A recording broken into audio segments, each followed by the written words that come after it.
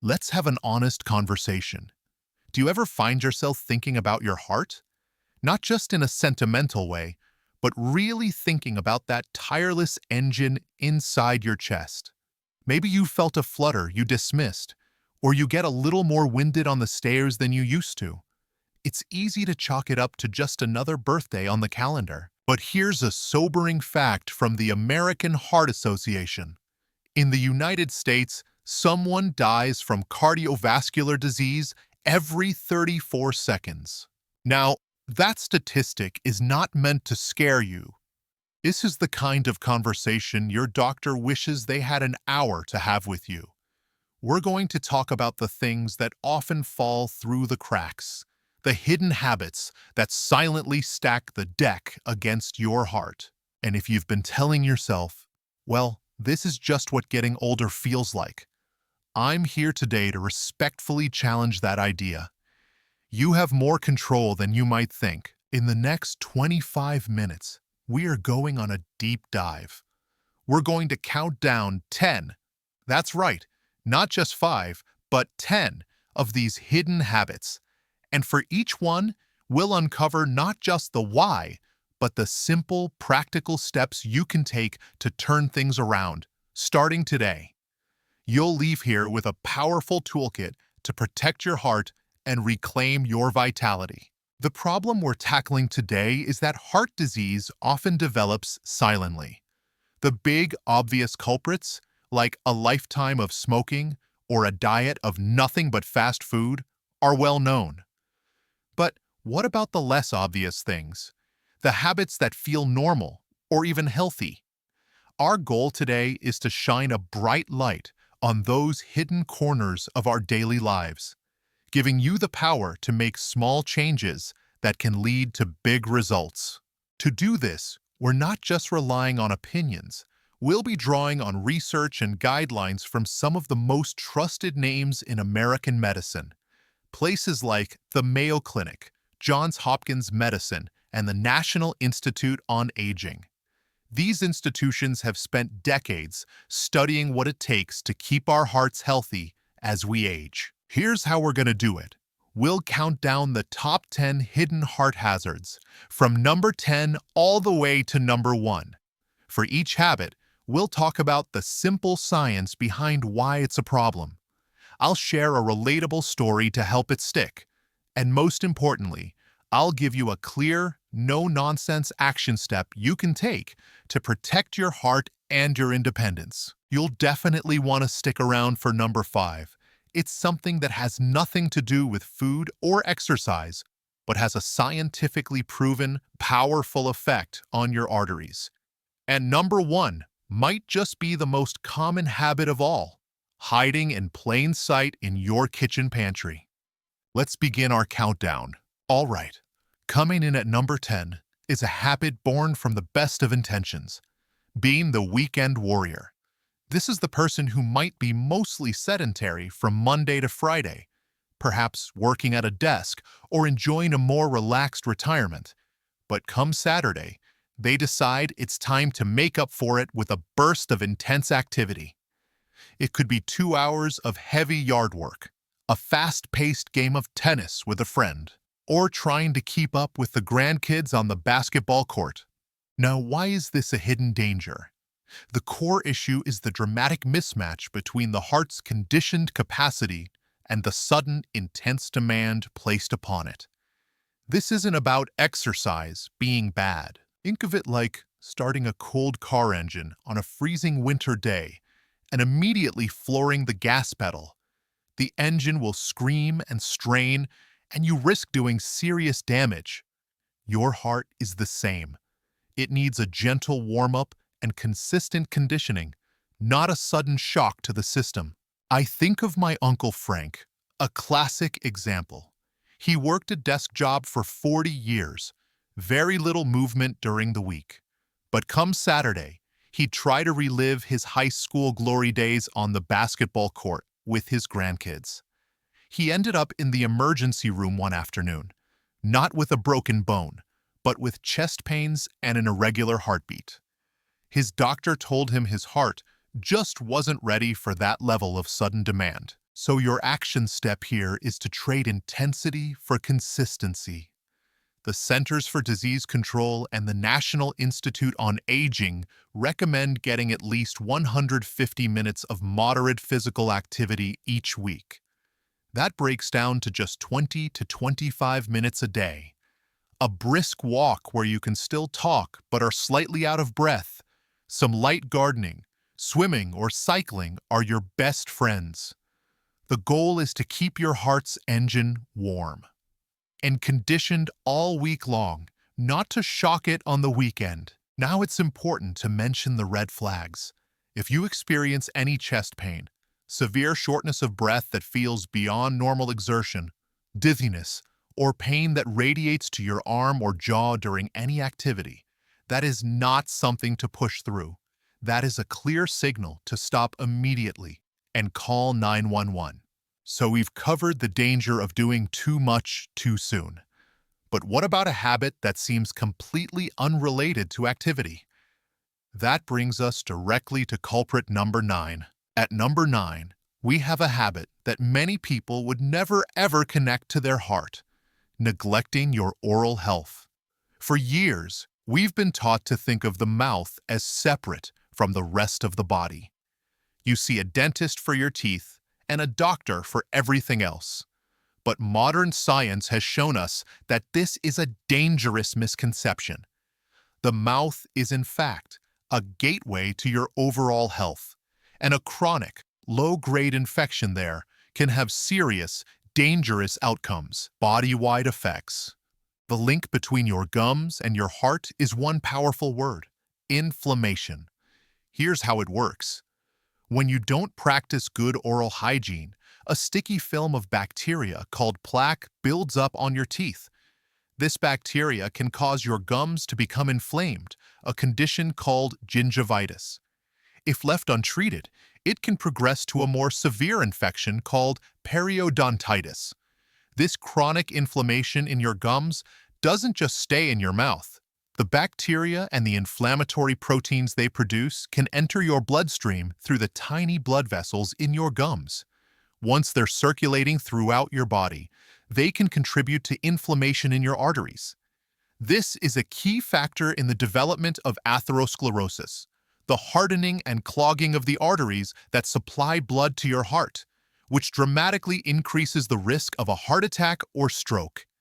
In fact, research from the American Heart Association shows that people with gum disease are 2 to 3 times more likely to have a heart attack, stroke, or other serious cardiovascular event. I was recently reading an article where a dentist, Dr. Susan Cousins, mentioned how surprised her patients are to learn about this connection.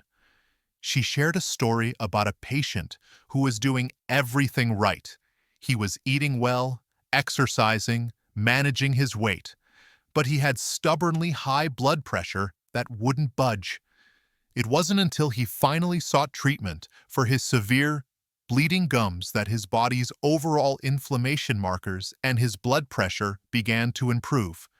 It was a team effort between his cardiologist and his dentist. The action step here is wonderfully straightforward.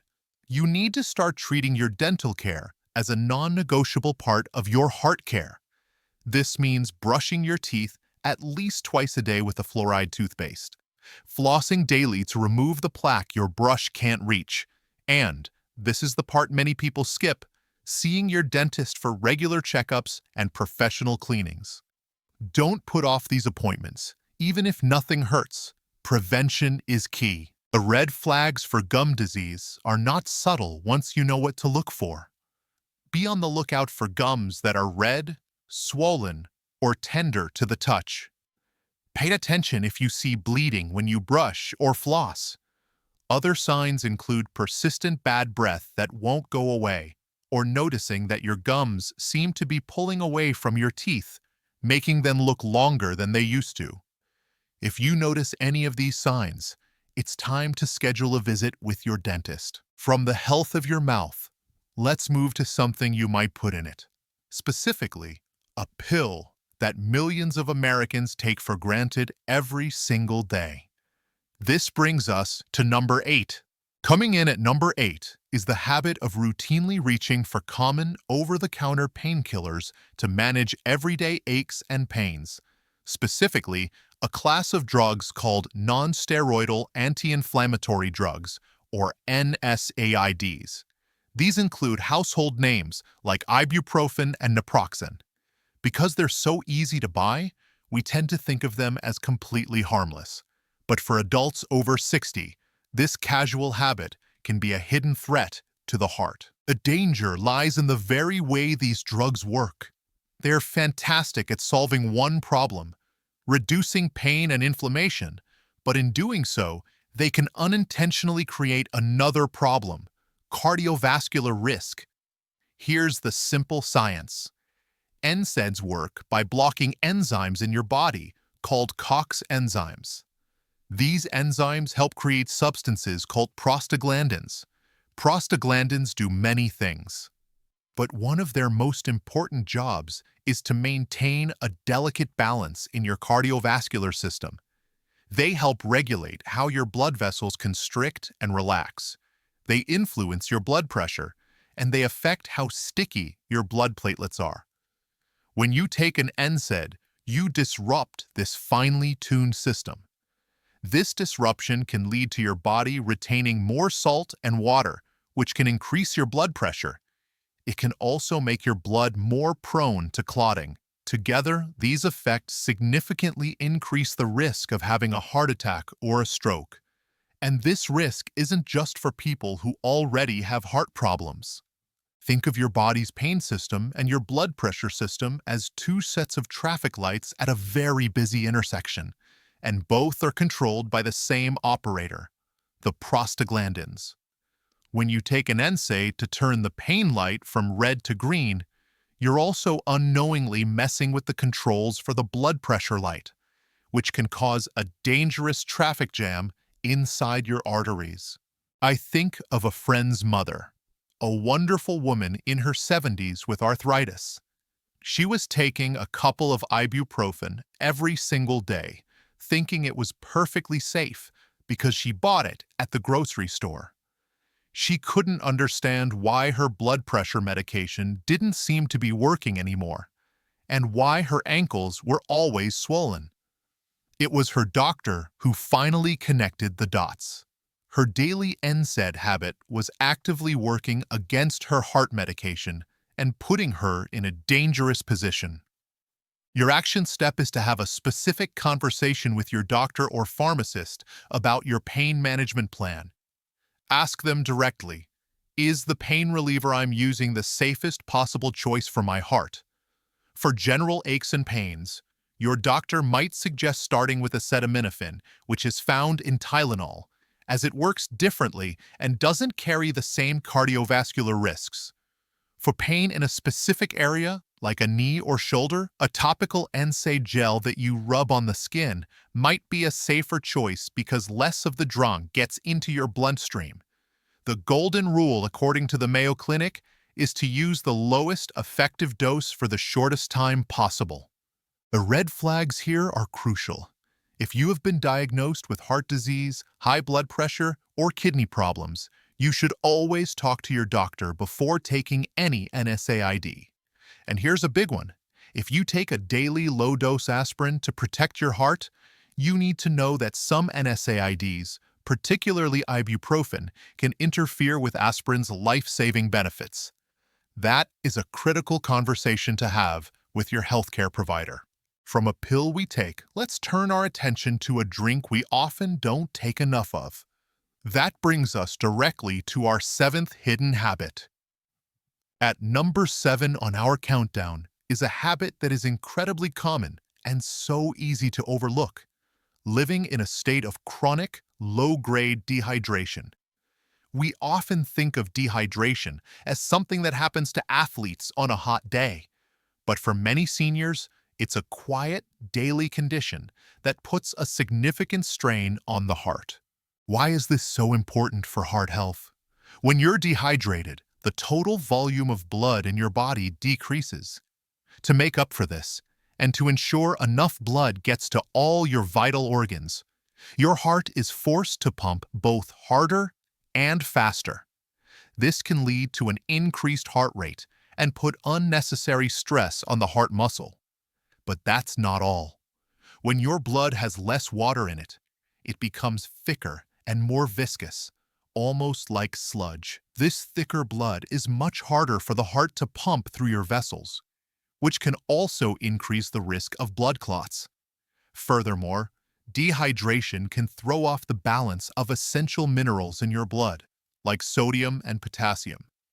These electrolytes are critical for proper nerve signaling and heart rhythm, and an imbalance can sometimes trigger dangerous heart rhythm problems, known as arrhythmias.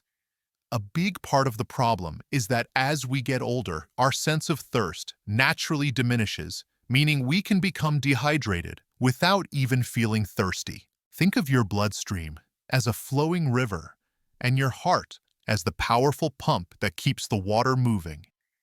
When the river is full and flowing freely after a good rain, the pump works easily and efficiently. But imagine that river during a long drought. The water level drops, and the river becomes thick and slow-moving with mud and silt. The pump has to work much, much harder to move that sludge through the system, putting immense strain on its motor. That's exactly what chronic dehydration does to your heart. I remember my own father, a man named Bob, who swore up and down that he drank plenty of fluids all day. But when we looked closer, his fluids were almost entirely coffee in the morning and iced tea in the afternoon. Both of those can act as diuretics, meaning they can actually cause your body to lose more fluid.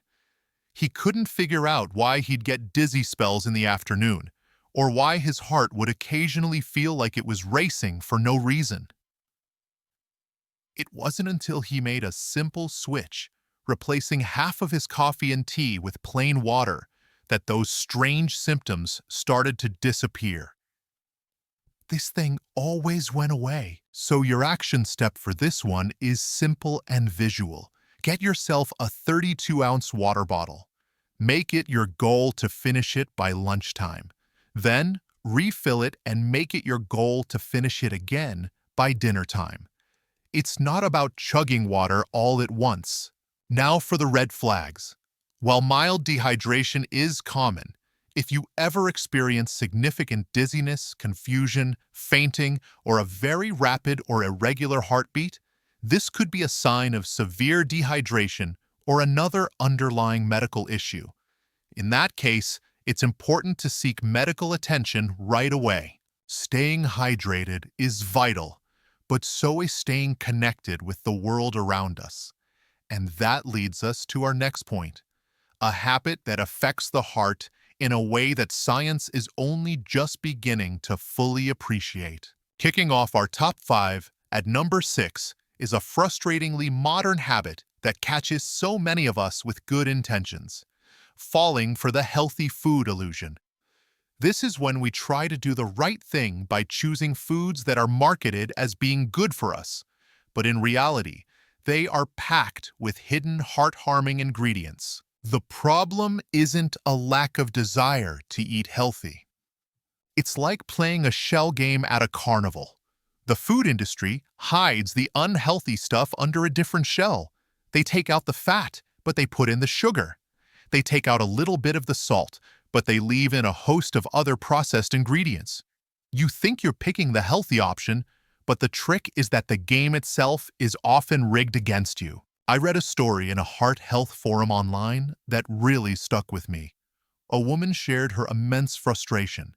She had meticulously switched her entire family to fat-free products: fat-free yogurt, fat-free cookies, fat-free salad dressings. She was trying so hard.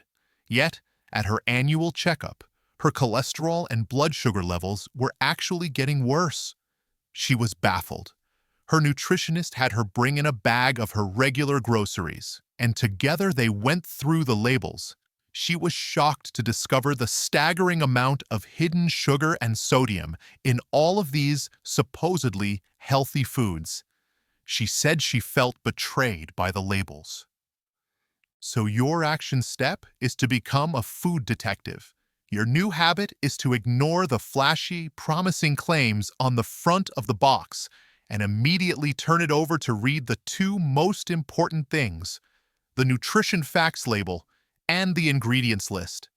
Your mission is to hunt for two main culprits: added sugars and sodium. The American Heart Association recommends that women limit their added sugar intake to about 25 grams a day and men to about 36 grams a day. For sodium, the official recommendation is to stay under 2,300 milligrams. But for heart health, aiming for an ideal limit of 1,500 milligrams is even better. The simplest way to win this game is to focus on eating whole, unprocessed foods as much as possible.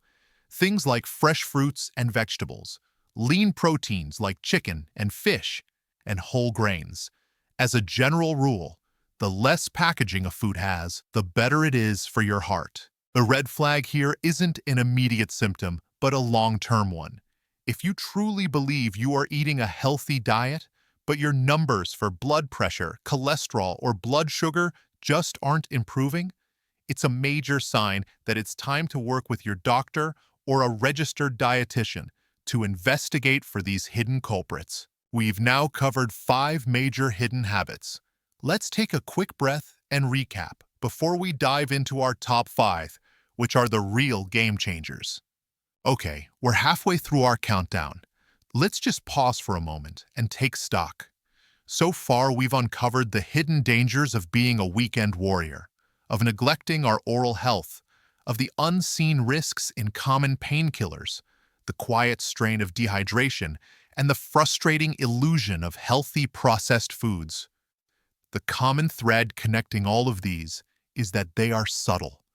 They are things that can easily fly under the radar in our busy lives. The key takeaway so far is that awareness is the first step to taking back control. You can't fix a problem you don't know you have. Are you ready for the top 5? This is where we get into the habits that have some of the most profound, scientifically backed impacts on your heart health. And by the way, if you're finding this information valuable and empowering, it would mean the world to us if you'd take just a moment to tap that like button below this video. It's a small click for you, but it sends a big signal to YouTube that this is important information, and it helps other folks in our community find this video. Thank you so much for that. Now let's get to number 5. Coming in at number 5 is the most sensitive, but perhaps one of the most critical hidden habits of all: social isolation and the feeling of loneliness. For a long time, we thought of loneliness as just an emotional issue, a matter of sadness. But a growing mountain of scientific evidence shows that loneliness is not just a feeling. Here's the science. As human beings, we are biologically wired for social connection. When we experience chronic loneliness or social isolation, our bodies interpret this as a constant, low-level threat. This flips on our ancient fight-or-flight response system and keeps it on, leading to a cascade of harmful changes inside our bodies. Levels of the stress hormone cortisol skyrocket, which promotes inflammation throughout the body. The sympathetic nervous system goes into overdrive, leading to chronically elevated blood pressure and increased stiffness in our arteries. This constant state of high alert, high pressure, and high inflammation is the perfect recipe for developing atherosclerosis, heart attack, and stroke. The data is absolutely stunning. Studies have shown that loneliness and social isolation can increase the risk of developing coronary heart disease by 29% and the risk of having a stroke by 32%. To put that in perspective, the World Health Organization has stated that the health impact of chronic loneliness can be as damaging to your health as smoking 15 cigarettes a day. Think of it like leaving your home's security alarm on 24 hours a day, 7 days a week.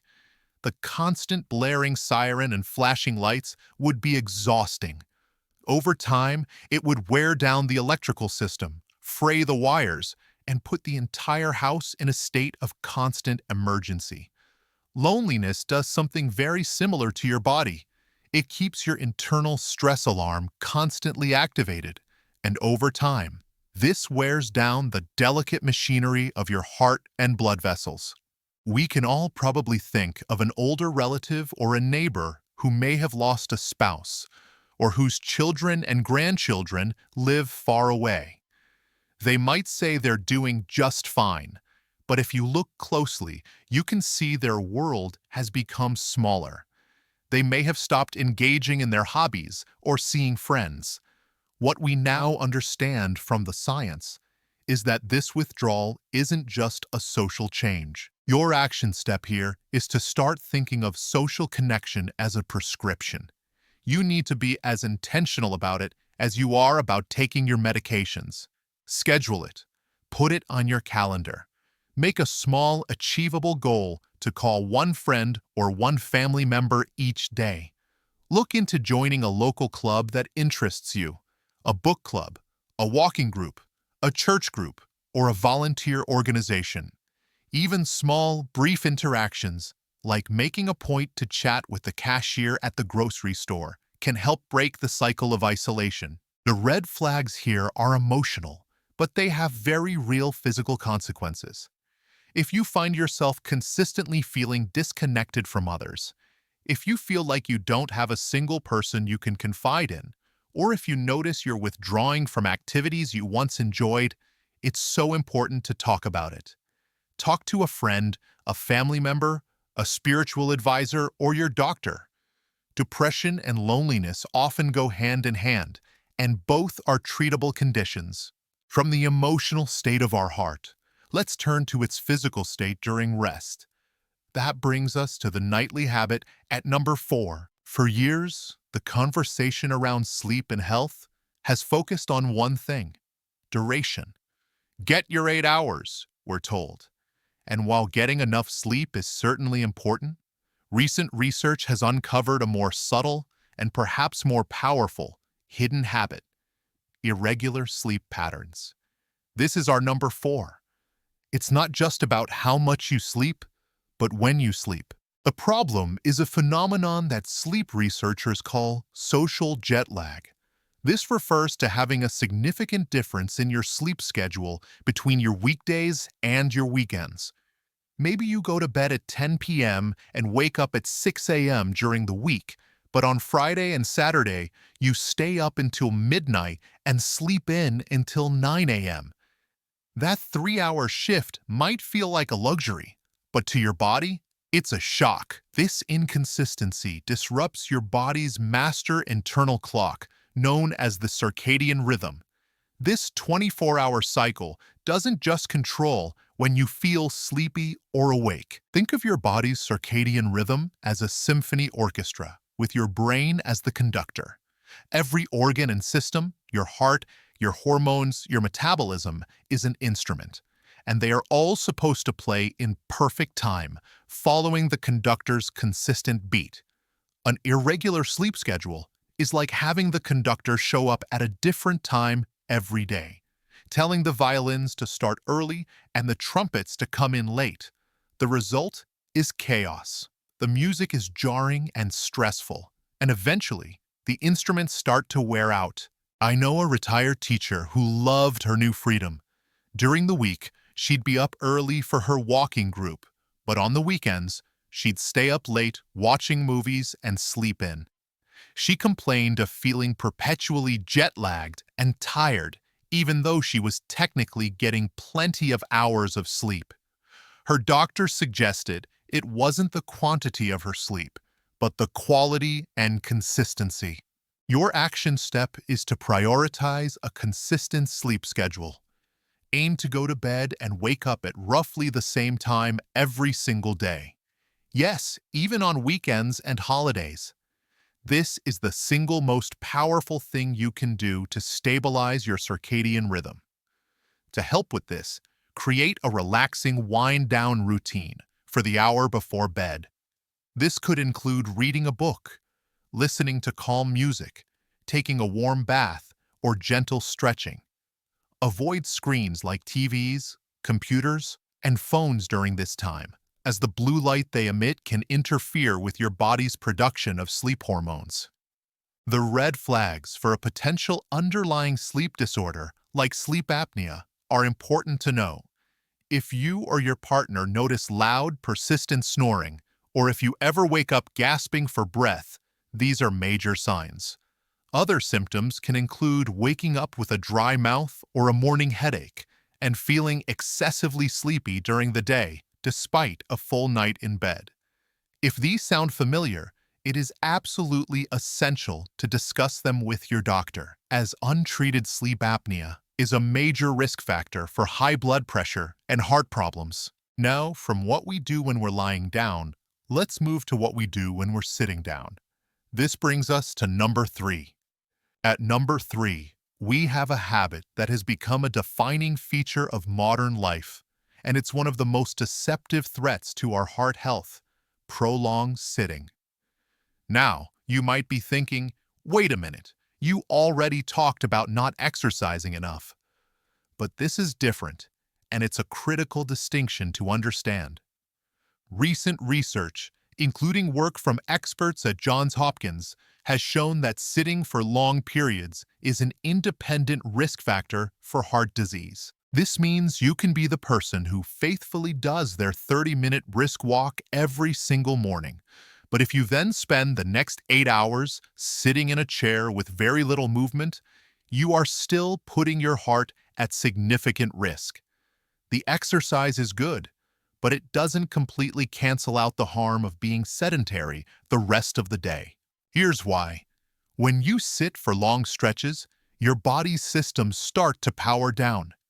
The large muscles in your legs and glutes, which are crucial for metabolism, become inactive. This leads to a number of negative changes. Your body's ability to manage blood sugar becomes less efficient, your circulation slows down, and the levels of good cholesterol and other beneficial enzymes in your blood can drop. It creates a sort of metabolic sludge that contributes to weight gain, high blood pressure, and an increased risk for heart disease over time. Think of it this way. Doing your daily exercise is like taking a powerful, essential vitamin for your heart. It's incredibly beneficial. But if you then spend the rest of the day swallowing a slow-acting poison, which is what prolonged sitting is, that single vitamin can't completely counteract all the harm. You need to both take the vitamin and stop the poison. I saw this firsthand with my neighbor, a retired accountant named George. He was so proud of his morning routine, up at 6 a.m., on the treadmill for 45 minutes without fail. But then, he'd spend the rest of his day in his favorite armchair, reading the paper, doing crossword puzzles, and watching television for hours on end. He developed type 2 diabetes and high blood pressure, and he was completely mystified. "But I exercise every day," he'd say. His doctor had to explain to him that his 8 hours in the armchair were undoing much of the good he was doing on the treadmill. The action step here is not necessarily to exercise more, but to sit less. The key is to break up long periods of sitting.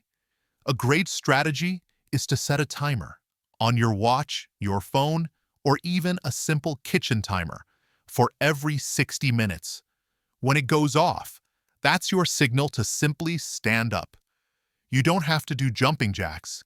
Just stand up, stretch your arms and legs, walk around the room, get a glass of water, or step outside for a minute of fresh air. This simple act of interrupting your sitting time reawakens your muscles and gets your metabolism going again. There isn't a specific red flag for this one, as the damage is cumulative and silent. The only flag is the behavior itself. If you recognize yourself as someone who sits for hours at a time, that is your signal to start making a change today. From the chair, let's move to the dinner table for our final 2 habits. Number 2 is a big one. Coming in at the number 2 spot is a habit that has crept into American culture so slowly and insidiously that most of us don't even notice it anymore: the habit of portion distortion. This isn't about eating bad foods. This is about our perception of what a normal amount of food looks like and how that perception has been warped over time. The science here is very direct. When we consistently eat more calories than our bodies need for energy, our bodies store the excess as fat. This is true even if the calories are coming from relatively healthy foods. Over time, this leads to weight gain, and specifically, it often leads to an increase in visceral fat, the dangerous type of fat that accumulates deep in our abdomen and surrounds our vital organs. This type of fat isn't just inactive storage. Think of it like a slow, creeping inflation that's happened to our dinner plates. A serving of pasta or a piece of chicken that would have looked perfectly normal and satisfying to someone in the 1970s looks like a tiny child's portion to many of us today. We have been culturally recalibrated to expect and consume much larger amounts of food, and our hearts are paying the price. A friend of mine told me a funny but telling story. He was visiting Europe and ordered a slice of pizza. When it came, he thought they had made a mistake and brought him an appetizer. It was so much smaller than what he was used to at home. But he ate it, and he realized afterward that he was perfectly satisfied. It was a light bulb moment for him about how distorted his own sense of a normal portion had become. The action step here is to consciously reclaim control over your portion sizes. There are a few simple but powerful tricks you can use. First, use smaller plates and bowls at home.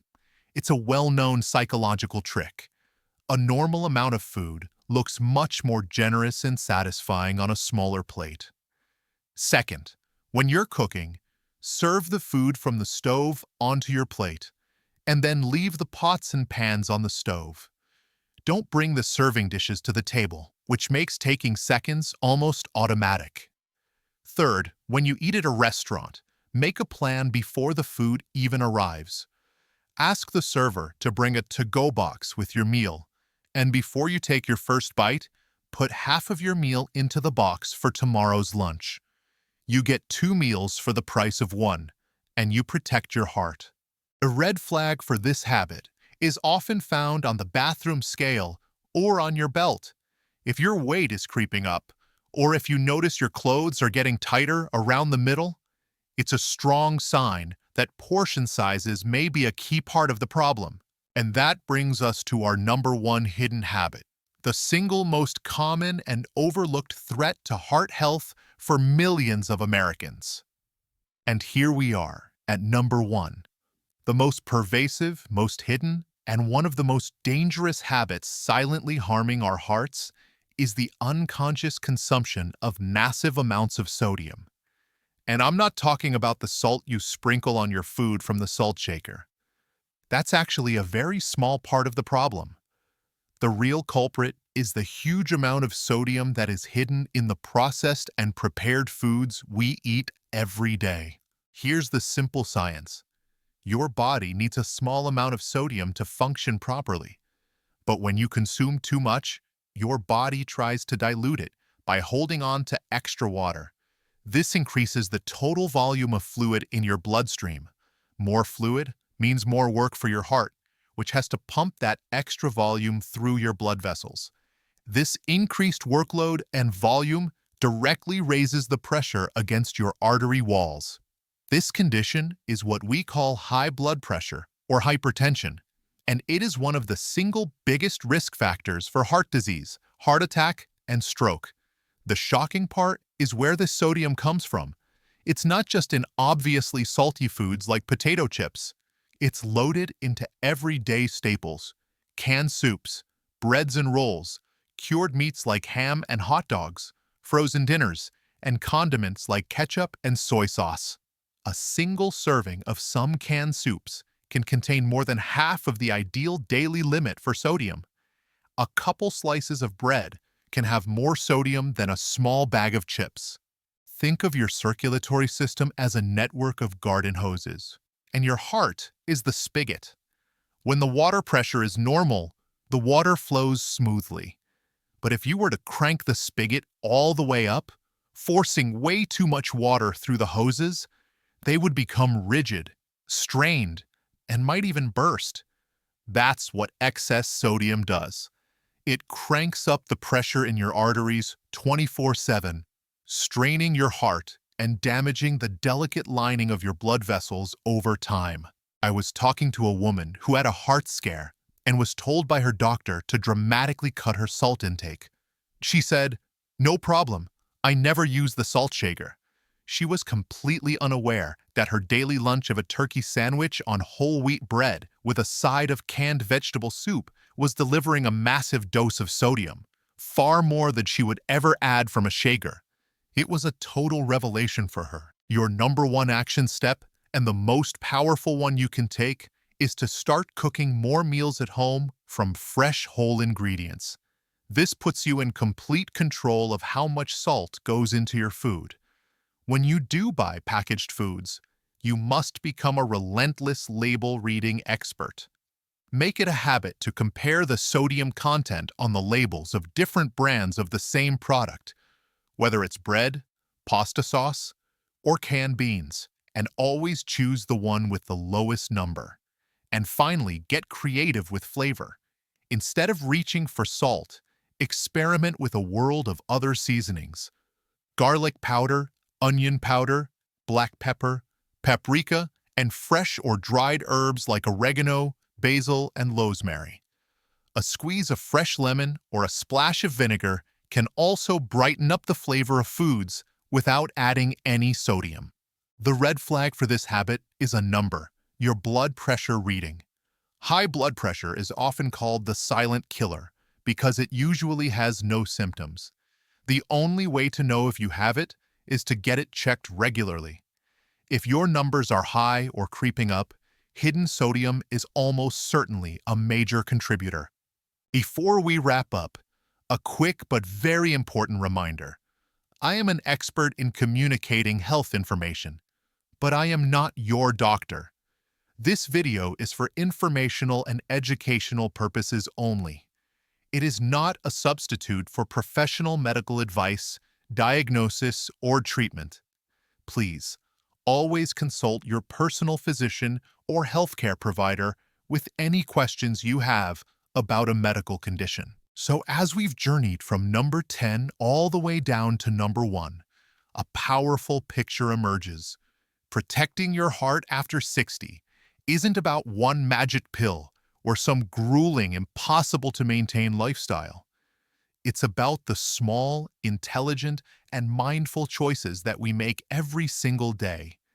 It's about recognizing that how you sleep, how you manage stress, how you connect with others, and even how you care for your teeth are all profound acts of heart care.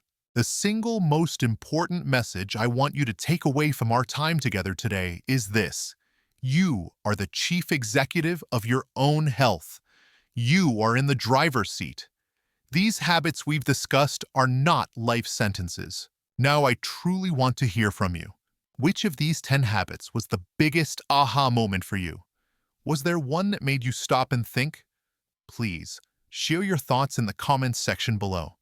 I read every single one, and your stories and insights help our entire community learn and grow together. If you found this deep dive helpful and you want more content that respects your intelligence and empowers you to live a healthier, more vibrant life, please be sure to hit that subscribe button and ring the little notification bell so you don't miss our next video. Thank you so much for spending this time with me today. It's an investment in your most valuable asset, your health.